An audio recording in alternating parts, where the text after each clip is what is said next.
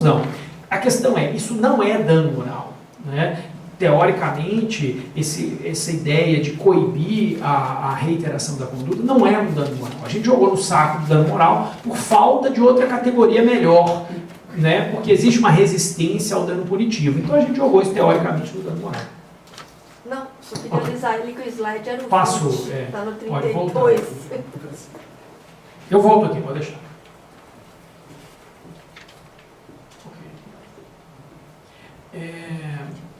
Alterações do pedido. O código prevê, é a mesma coisa do artigo 329, é a mesma coisa do que já existia antes. O código prevê a possibilidade de alteração do pedido sem consentimento do réu até a citação, com consentimento do réu até o saneamento. Por que eu estou dizendo isso se é igual? A dúvida é, eu posso fazer um negócio processual para alterar o pedido depois do saneamento? Ou para alterar o pedido depois da citação sem consentimento do réu? Claro que garantido contraditório, mas eu poderia?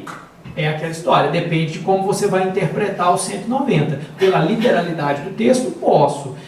Eu poderia fazer um acordo com o réu de que eu posso alterar sem consentimento do réu o pedido após a citação, desde que, é claro, eu garanto o contraditório. Ele vai ter vista de novo, vai poder se manifestar, etc.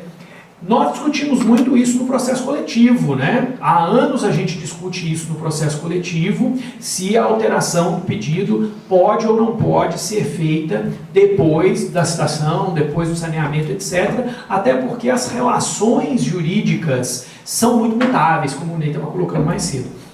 O meu livro que eu acabei de publicar, que é a minha tese de doutorado, vou trazer para vocês na quinta-feira, é exatamente sobre isso. Eu escrevi sobre o devido processo legal coletivo, é um livro da RT, chama O Devido Processo Legal Coletivo, e eu discuto exatamente essa questão. O que é, afinal de contas, o devido processo legal coletivo? Como é que eu vou aplicar o processo, que é, por natureza, uma fotografia da realidade, a uma relação jurídica que é um filme em movimento? Porque é exatamente isso, né? A realidade se movimenta, ela muda, mas o 329 faz com que o processo seja uma fotografia, porque num determinado momento eu tenho que congelar o processo e dizer, olha, a relação que eu vou resolver aqui é essa, não interessa a realidade mais, o meu quadro processual ficou esse. Como que eu concilio isso? Né? Essa é uma grande dificuldade que eu tratei lá no livro e que, de certa forma, na verdade exige até mais do que isso. Exige um processo completamente novo. A gente precisa ter um processo muito diferente do que a gente tem hoje para dar conta dessa mutabilidade. Vocês provavelmente já tiveram aquela sensação de que uma determinada sentença não valia a pena executar. Porque na hora a execução era tão ruim, o resultado, a realidade era tão diferente, que se você executasse a sentença, você ia piorar em relação ao que era, né? Porque é isso, gente. Nós precisamos abrir um pouco a nossa cabeça de processualistas. Não adianta a gente querer achar que realidades complexas, como as que a gente tem no processo, vão ser resolvidas com essas regrinhas aí. De que eu vou dizer, não, para tudo que agora o processo vai resolver. Não é isso, a vida muda. Eu vou executar isso daqui a 2, 3, 5, 10, 15 anos. Como que o processo vai dar conta dessa realidade? Pensem aí no caso lá da Samarco, né, em Mariana. Como que um processo civil vai dar conta de uma realidade altamente mutável, de danos que estão acontecendo e se modificando e se agravando a todo momento, com regras como essa, né? Então, o que eu proponho nesse livro do Devido Processo Legal Coletivo é um novo modelo de processo. Eu acho que a gente precisa ter um novo modelo de processo para dar conta dessa realidade. Interpretação do pedido. Isso é uma regra boa. O 332, a gente sempre aprendeu na faculdade que o pedido se interpreta restritivamente. Isso não é verdade, diz o código. O pedido se interpreta de boa fé no contexto da postulação. Então, a interpretação do pedido não é nem extensiva nem restritiva. Ela é feita de boa fé e no contexto. Pode ser que no contexto da postulação você exija ou não exija um determinado elemento. e e naquele contexto, ou retire aquele elemento. Mas não é restritivo nem extensivo. A interpretação é de boa fé. Muita gente acha que é restritivo e volta e meia, nós que somos autores, você tem uma defesa do sujeito lá dizendo, não, mas a vírgula que foi usada no pedido denota que o pedido é menor do que isso, é só isso. Não interessa nada disso mais, essa regra é muito boa. Pedidos implícitos. Continuam compreendidos no pedido os juros legais, a correção monetária e as verbas de sucumbência, inclusive os honorários advocatícios. Claro que é de boa técnica que a gente peça isso, independentemente de estarem incluídos no pedido ou não. E, artigo 323, as prestações periódicas. Então, causas que o direito material tem prestações periódicas, as prestações periódicas sucessivas estão incluídas no pedido, enquanto durar a obrigação. Não interessa, inclusive, se a obrigação dura depois do trânsito em julgado, aquelas prestações estão incluídas no pedido, você pode executar perfeitamente depois do trânsito em julgado. Emenda da inicial.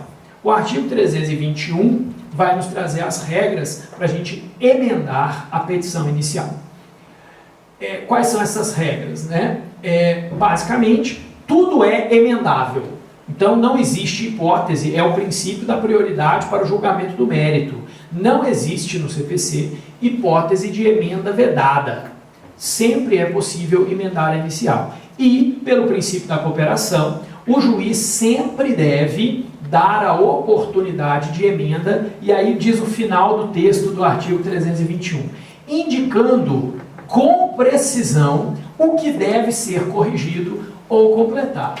Quando eu li isso, eu falei, que coisa ridícula. É óbvio que se tem uma emenda da inicial, o juiz tem que dizer o que ele está achando que está errado. Aí meus alunos me disseram, meus alunos de cursos de pós-graduação disseram, professor, não seja inocente. Na Justiça Estadual está cheio de despacho assim, ao autor para emendar a inicial. Ponto. Tem um caso, aí volta. Colega nosso, Desculpa. Não, foi? Mas muito antigo, deve fazer mais de 10 anos, é o Rogerinho de Bauru. Ele entrou com uma ação de execução de TAC e o juiz mandou ele emendar a inicial. E foi assim, nós fomos em 10 procuradores, cada um ia lá ler ver onde estava o erro. E a gente não achava onde estava o erro, não sabia, né? Pois é. E o juiz não queria dizer qual é. Não, tem um erro aí. É o jogo dos erros. Olha, você tem que achar. Está aí em algum lugar. Você vai achar. Procura que você vai achar. Né? Foi uma comissão falando com o juiz. O mais engraçado foi a história que o aluno me contou. Que veio esse despacho. Ao autor para emendar inicial. Ponto. Aí ele fez a emenda. Aí veio a decisão. Considerando que a emenda não foi feita, extingo sem julgamento de mérito. Então não achou o erro, extinguiu. Então, o código tem que dizer até isso. É por isso que eu falo. O problema não está na lei, o problema está na nossa cabeça. Isso teve lógica algum dia, antes de estar escrito no código? Então podia? Claro que não. Né? Claro que não. Então nunca pôde isso. Agora o código resolveu escrever que não pode, porque tinha gente que fazia.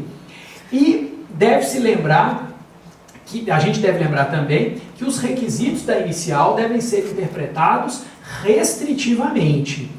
O STJ tem decisão nesse sentido, os requisitos da inicial devem ser interpretados restritivamente. Não pense que eu sou anti-juiz, viu, Rodrigo? Fui juiz, tenho um grande apreço pelo juiz. Mas é fato que existem juízes por aí que não entendem isso aí. Eu tive um caso aqui em Campinas, que o juiz deu a seguinte decisão ao Ministério Público para emendar a inicial, substituindo-a por outra, mais sucinta, tendo em vista que a petição muito longa constitui abuso do direito de ação.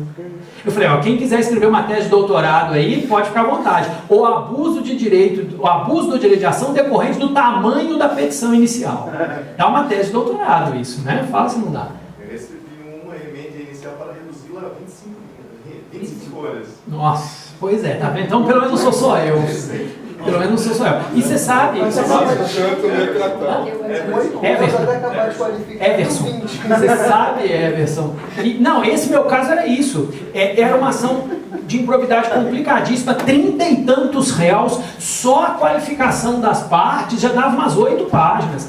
E aí eu fiz uma manifestação educada, dizendo que eu não ia emendar, porque a inicial era tão grande quanto tinha que ser. O caso era muito complexo mesmo.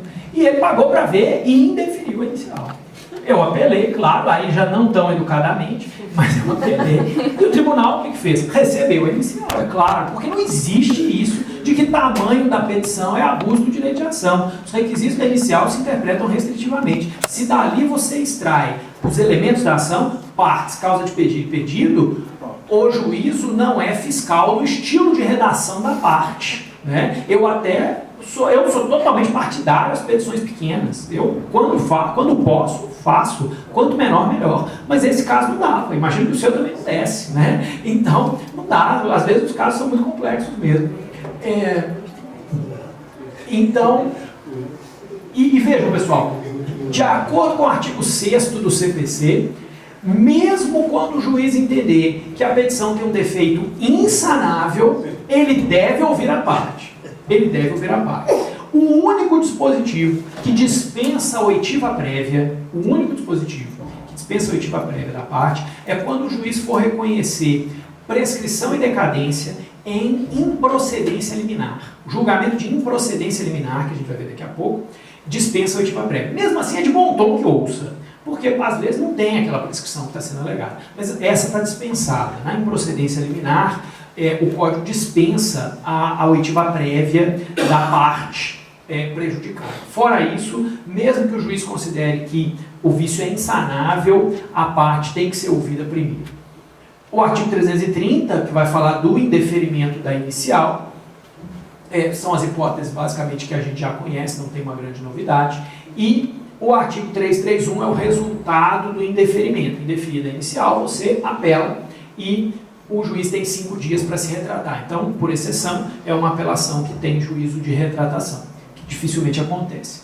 E aí tem uma besteira no parágrafo 3º. Não interposta a apelação, o réu será intimado do trânsito em julgado da sentença. Eu pergunto, para quê? Se essa sentença é de extinção sem julgamento de mérito. Então, como o réu não tem advogado, vai ter que ser por oficial de justiça. Então, porque a inicial foi indeferida, o réu não foi citado, não tem advogado. Então você vai ter, olha que coisa besta, a justiça vai ter que, por oficial de justiça, intimar o réu da extinção do processo sem julgamento de mérito. Esse coitado vai receber esse mandado, o que ele vai fazer? Correr com o advogado. Porque ele não vai entender o que aconteceu. E vai ter que pagar uma consulta ou alguma coisa assim para um advogado, e que na melhor das hipóteses vão torcer para que seja um sujeito honesto e diga, você não precisa fazer nada com isso. Rasga e joga fora. Porque a extinção sem julgamento de mérito não gera efeito algum para essa pessoa. É diferente da improcedência liminar, que a gente vai falar daqui a pouco. Aí sim é com julgamento de mérito. Aí tem tudo a ver você intimar a pessoa da extinção, porque ali tem coisa julgada material. Aqui não tem, é coisa julgada formal. Então não faz sentido nenhum essa previsão. Mais uma vez, positivação de entendimento doutrinário. Gente que não tem experiência prática, não sabe que isso custa dinheiro, que isso pode ser difícil. E se a justiça não achar o réu? Aí tem que descobrir o endereço do réu. E nisso o processo não fica lá. Tem que descobrir o endereço para intimar da extinção sem julgamento de mérito. Professor, ali pelo que eu estou vendo no parágrafo 2º, a parte pode recorrer, claro. Né? Isso. E aí o réu não é chamado para contrarrazoar esse recurso. No indeferimento, não.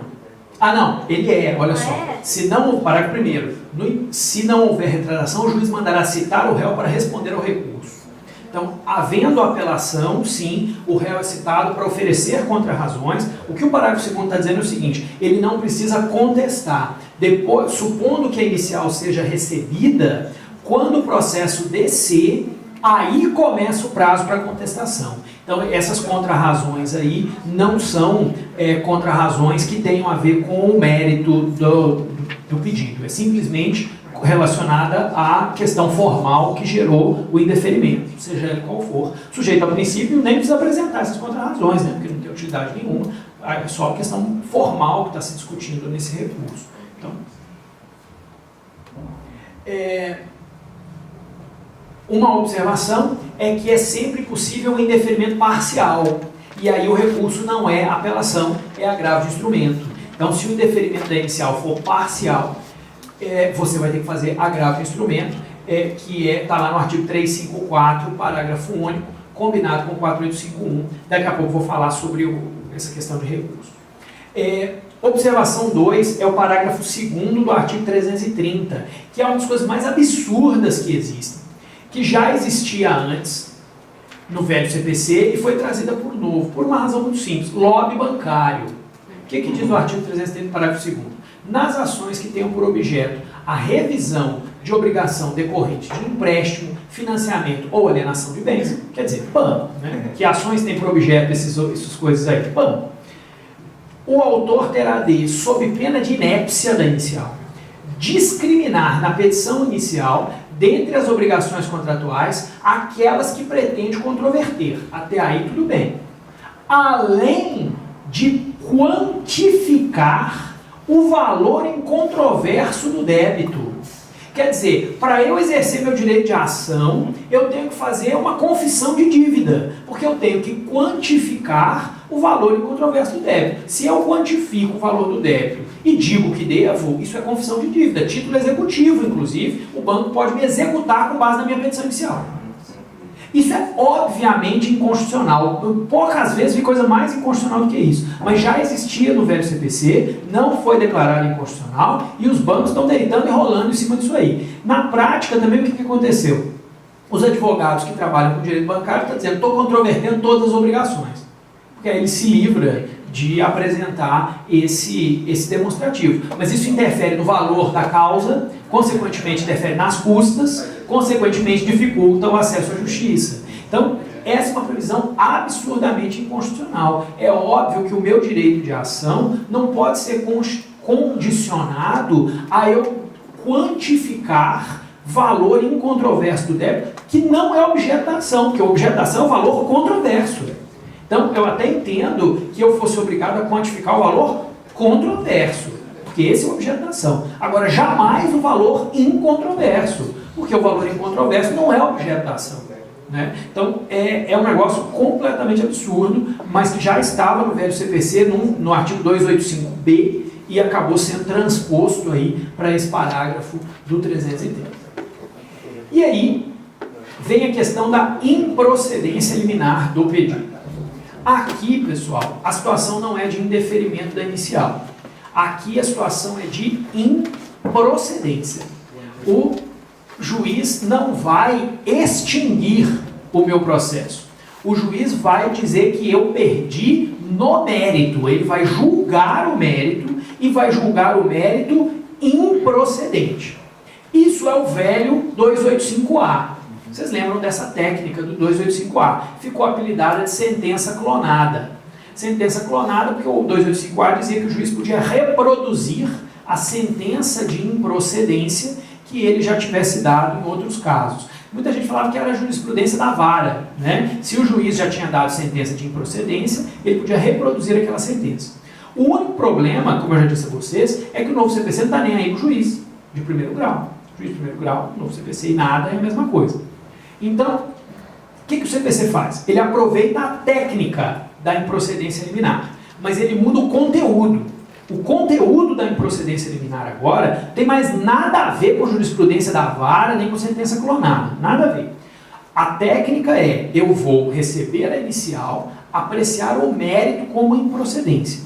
Mas qual é o conteúdo disso? O conteúdo disso é, primeiro, tem que ser uma causa meramente de direito, ou que dispense produção de provas. Então, na prática, vai ser uma questão de direito. É uma causa que não precisa de prova, ou todas as provas já estão na inicial. Tudo que você precisaria já está na inicial. E, segundo, você tem que enquadrar aquela pretensão em uma das hipóteses do artigo 332. Que hipóteses são essas do artigo 332?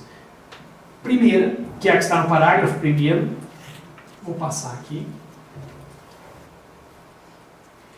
Prescrição e decadência. Então, se o juiz reconhecer de plano prescrição e decadência, ele pode de plano julgar improcedente o pedido. Improcedência, sentença de mérito, extinção com julgamento de mérito. Segunda hipótese, e é aí que vem a novidade. O juiz pode julgar liminarmente improcedente pedido que seja contrário a precedente obrigatório.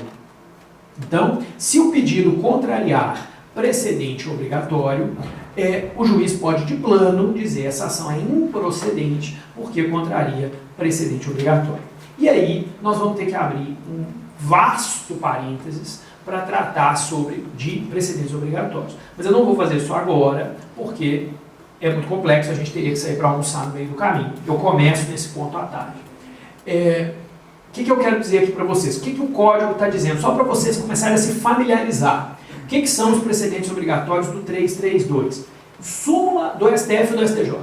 Então, se eu estou fazendo um pedido contrário à súmula do STF e do STJ, ou do TST para vocês, ou do TST, improcedência liminar.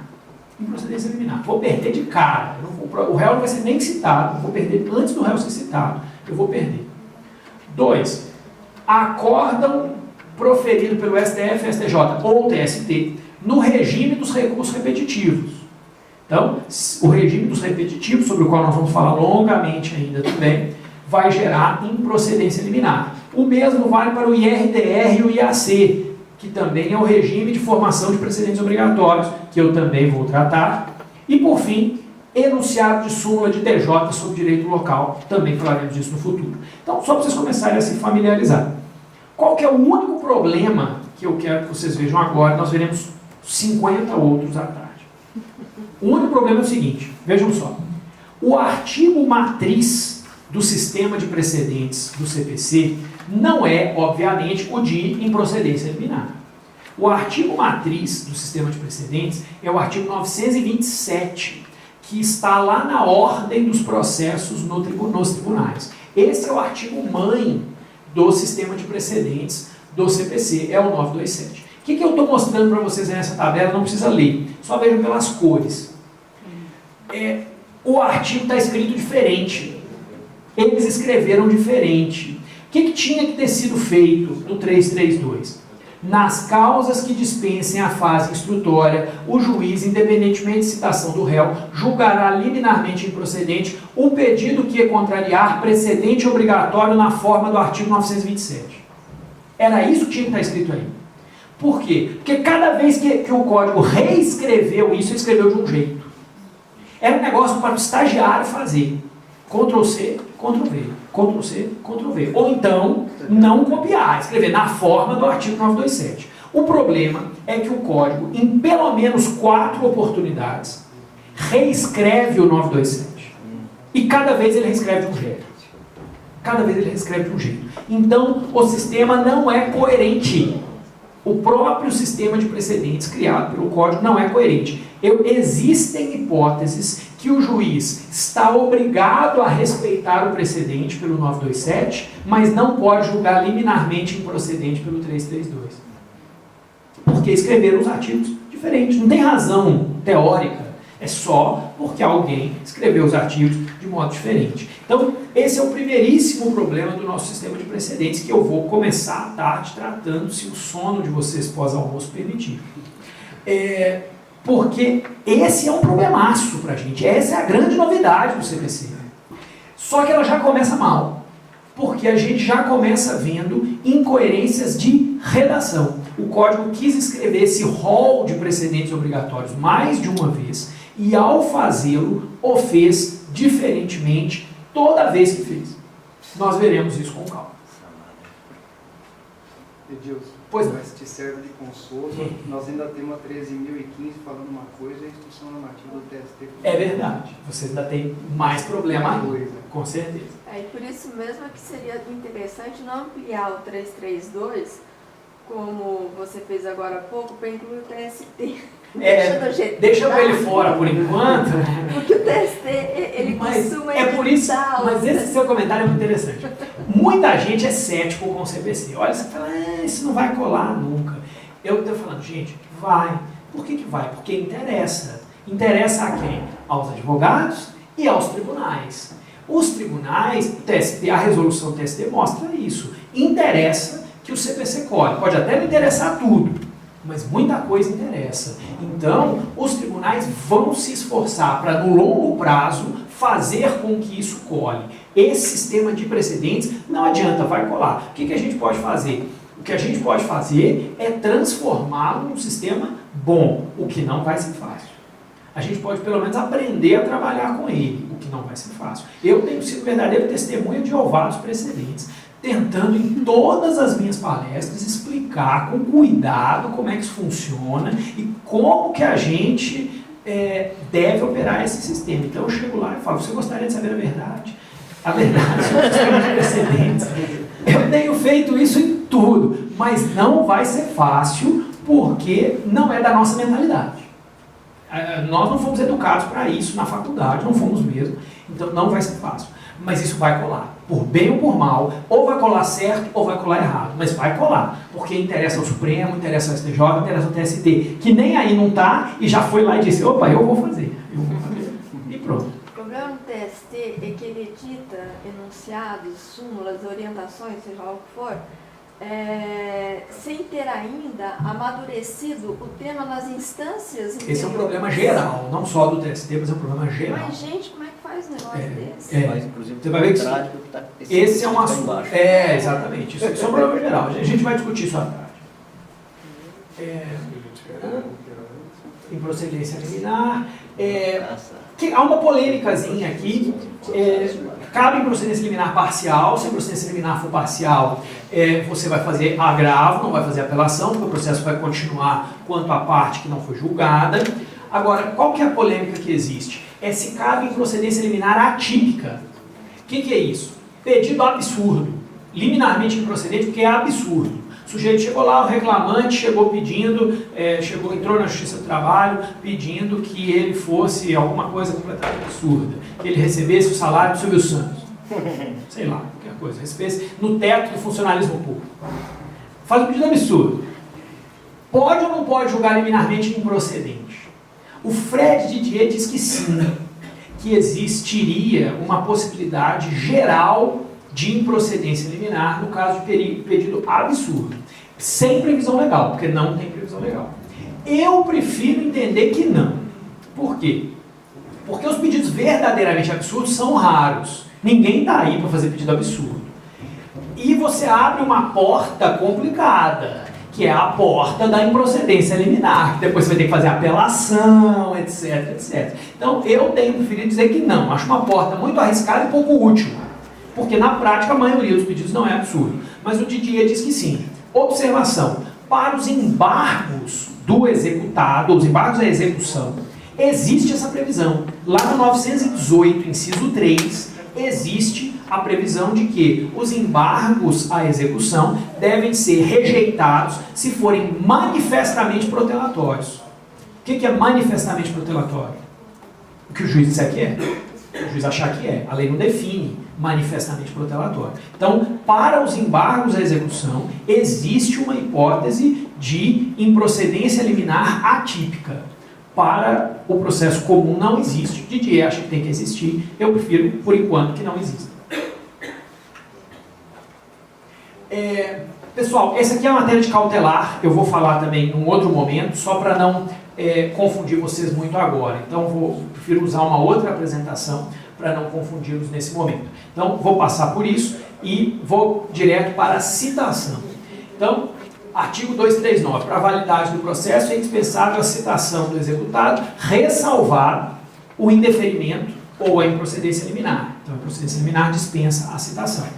O Código insiste, para vocês isso já é normal, na citação postal como regra. Nós, lá na Justiça Comum, devo dizer a vocês, estamos meio em pânico com isso. Porque a gente não está acostumado com esse negócio de citação postal, a Justiça Federal faz citação para oficial de justiça para todo mundo, e a gente tem medo de acontecer as coisas que acontecem aqui na Justiça do Trabalho.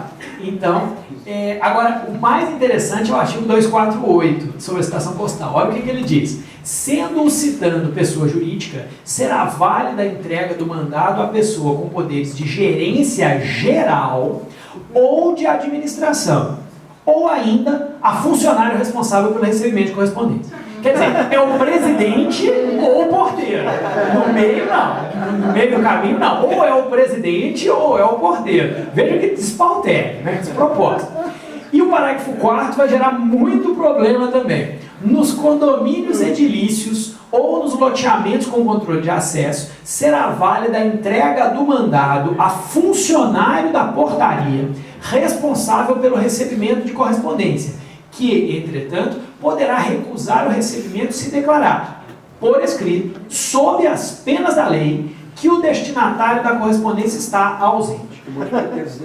Não, imagina o porteiro e o carteiro discutindo isso, né? Não, o senhor tem que declarar por escrito, sob as penas da lei, de que o destinatário da correspondência está ausente, senão eu vou deixar a correspondência. Vai ter que deixar um modelo. Então, se vocês que moram em loteamentos aí quiserem, já façam um modelo logo dessa declaração para poder rejeitar o recebimento. Não sei se a Justiça do Trabalho vai aceitar isso ou não. Essa é a questão. Vai aceitar que o porteiro não receba porque o destinatário está ausente. O que é o nosso medo, né? Vocês sabem os problemas que a estação postal provoca. O carteiro não é oficial de justiça, né? Essa é a questão. O carteiro, e a gente sabe também, porque no Ministério Público a gente usa o carteiro como oficial de justiça também. A gente manda os nossos ofícios todos por carteiro. Eu vivo mandando ofício mãos próprias para prefeito. Vocês acham que o carteiro entrega na mão do prefeito? É claro que não. O carteiro vai brigar com o prefeito e fala, não, eu quero entregar na mão do prefeito. Isso aqui não vai fazer isso. Ele deixa lá, cobra o mãos próprias e não entrega. Porque nós é que estamos errados, não é o carteiro. Quem está errado somos nós. Porque o carteiro não é oficial de justiça. Ele vai entregar a correspondência. Pode ser que dê certo, pode ser que dê errado. É que vocês, na Justiça do Trabalho, têm um entendimento muito duro quanto à validade da estação, em regra a estação é válida, etc, etc. O que eu tenho recomendado aos meus colegas na Justiça Federal? Que se isso colar, e se houver revelia, é melhor pedir para citar para o oficial de justiça depois. Porque não tem garantia nenhuma no processo comum de que depois você não vai tomar uma rescisória, uma querela nulitatis lá. É que a Justiça do Trabalho já sedimentou isso. Para nós, no processo comum, nós vamos ter que ser muito cautelosos com a revelia nessa situação. Claro, se o sujeito comparece espontaneamente, supre qualquer problema. Mas se ele não comparece, cautela aqui é o que vai valer mais a pena. Contagem de prazos. Como vocês já sabem, eu vou passar rapidamente, porque nada disso serve para vocês, né? O TST já matou as pretensões de vocês de contarem prazos em dias úteis, que foi o que o Código queria, né? O artigo 219 previu a contagem de prazo em dias úteis, isso não aconteceu. Outra questão que vocês vão ter que olhar como é que vai ficar o sistema do tribunal aqui. O Código revogou tacitamente o artigo 5º da Lei 11.419. O artigo 5º da Lei 11.419 dizia que a intimação, quando ela é feita por acesso ao portal e não por publicação, então você acessa lá o portal e se dá por intimado, é aquele sistema que você tem 10 dias para acessar, se você não acessar a intimação automática, ou então você é o dia do acesso, é isso que a lei dizia. O CPC diz que não é o dia do acesso, é o dia útil seguinte ao do acesso. Então se eu acesso hoje, eu estou intimado amanhã, e não hoje. E o meu prazo começa a contar na quarta. Então eu ganhei um dia a mais. Eu ganhei um dia a mais. Vocês, não sei. Vocês vão ter que descobrir o que o tribunal vai fazer. Provavelmente vocês não ganharam, porque o TST está dizendo que não vai contar desse jeito. Aqui, sinceramente, acabou que era uma coisa boa. Eu vivia falando bem dessa contagem de prazo em dias úteis, por várias razões. Primeiro, porque não é por isso que o processo demora. Né? Não é porque conta prazo em dia corrido que o processo é mais rápido ou mais demorado. Segundo, porque ficou muito mais fácil de contar. Eu dou aula disso e fiquei muito frustrado, porque é muito mais fácil resolver questão de prazo agora. Né? Não tem graça mais, porque os alunos não erram. Porque é muito mais fácil contar. Muito mais fácil contar o prazo. Mas agora eu já sou contra, acho que já tinha que revogar isso logo. Por quê? Porque o TST iniciou uma sacanagem que se disseminou, que quem é que vai, como é que isso vai aplicar ou não para as justiças que não aplicam o CPC como norma principal. O TST diz que não. A Justiça Eleitoral, incrivelmente, disse que aplica fora do período eleitoral e não aplica no período eleitoral. E os juizados especiais, ninguém sabe. Os juizados especiais disseram que isso é matéria jurisdicional, é cada juiz que faça o seu. Porque não é competência de ninguém, é o argumento da ADI, lá da resolução do TST. É o argumento da ADI da ANAMATRA. Isso é matéria jurisdicional e lasque-se, cada juiz então decide o seu. É assim que está nos juizados. Dizem, eu não sei, mas dizem que aqui em Campinas tem 2 juizados contando dias úteis e um contando dias corridos. Então, agora eu já quero que revogue isso logo, porque deu tanta confusão deu tanta confusão, era uma coisa boa, mas era bom se todo mundo aplicasse. Né? Era bom se todo mundo aplicasse. Aí vem o Supremo, que também não ajuda nada. O prazo da reclamação foi ampliado, do agravo interno foi ampliado. O prazo do agravo interno era de 5 dias e aí passou para 15 dias. Aliás, o CPC, por quê? Porque o CPC, com justiça, quis padronizar os prazos em 15 dias. Todos os prazos do CPC são de 15 dias. O único prazo que ficou fora foi o embargo de declaração, que aí também é um recurso muito simples, eles acharam que 15 dias era muito. Tudo bem. O que o Supremo já decidiu, o ministro Celso de Mello já decidiu? O agravo interno de processo penal é 5 dias. Não foi ampliado. Então, quer dizer, aí virou realmente uma bagunça, uma salada tão grande que o Código, querendo fazer o bem, fez o mal, porque alguém tomou uma intempestividade desse agravo aí. Para essa decisão do Celso de Mello ter sido tomada, alguém tomou uma intempestividade desse agravo interno. Então, no fim, isso aqui acabou fazendo mais mal do que bem, porque a ideia era boa, mas a não aplicabilidade ao processo de trabalho, aos juizados, ao processo eleitoral e ao processo penal vai gerar uma dificuldade, que agora nós vamos ter 2 regimes de contagem de prazo diferentes, com algumas complexidades de adaptação que a gente vai ter que trabalhar. Eu já vejo, inclusive, já tenho dito, inclusive, já vejo gente dizendo que não conta também no mandado de segurança em dias úteis. Por quê? Porque o argumento que vale para o juizado e vale para a justiça do trabalho também vale para o mandado de segurança. A natureza do procedimento é mais célere, blá, blá, blá, blá, blá, blá. Então já vejo gente dizendo que não aplica isso para o mandado de segurança também.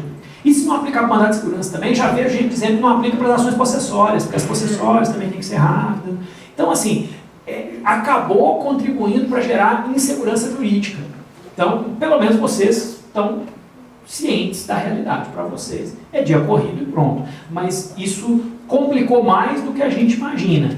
E eu contaria esses prazos igual aquela piada do aluno que chegou na prova da OAB e falou que todos os prazos eram de 24 horas. E aí a pessoa respondeu, você não sabe nenhum, mas também não perdi nenhum. Né? Então, por enquanto, é isso que vale a pena. Houve também uma restrição, aí eu não sei se vocês vão aplicar isso ou não. Contava prazo em dobro para litisconsortes com advogados diferentes?